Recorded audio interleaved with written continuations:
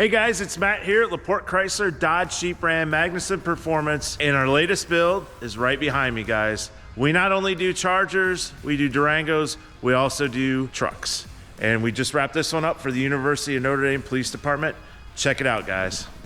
We do the graphics, we do the lights, we do everything in-house here at Porte Chrysler. We only use the best parts. We use only Wayland lighting here, and we think this one turned out pretty amazing. We also can transfer your existing equipment into your new vehicle, like we did here. They wanted to keep their light bar from their old vehicle, so we transferred it over and added a little bit more.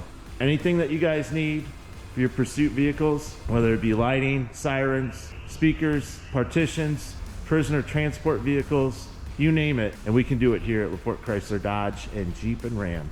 I think this one turned out pretty amazing, and yours will too. So give us a call, guys.